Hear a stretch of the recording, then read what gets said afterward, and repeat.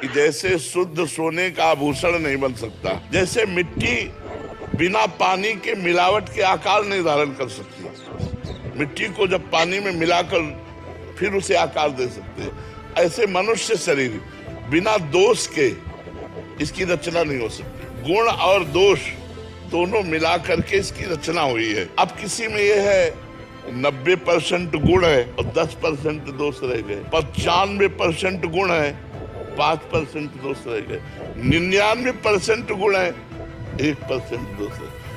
और किसी में इसका उल्टा है कि 90% दोष है लेकिन 10% गुण है, 95% दोष है लेकिन 5% गुण है, 99% दोष है पर 1% गुण है।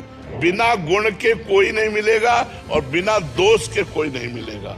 हाँ, जो गुण दोष दोनों पर विजय प्राप्त करके भगवान को प्राप्त हो गए, वो महात्मा ऐसे है जो गुण दोष से परे है।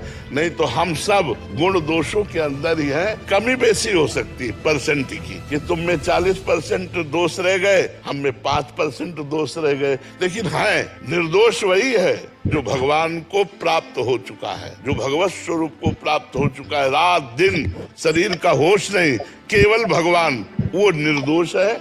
नहीं तो गुण और दोष दोनों से मिलकर के ही शरीर की इस सृष्टि की रचना हुई है। इसीलिए किसी के गुणों से प्रभावित ना हो और दोषों की निंदा न करे, क्योंकि भगवान की माया के द्वारा रचित संपूर्ण संसार ऐसा है कि जैसे शुद्ध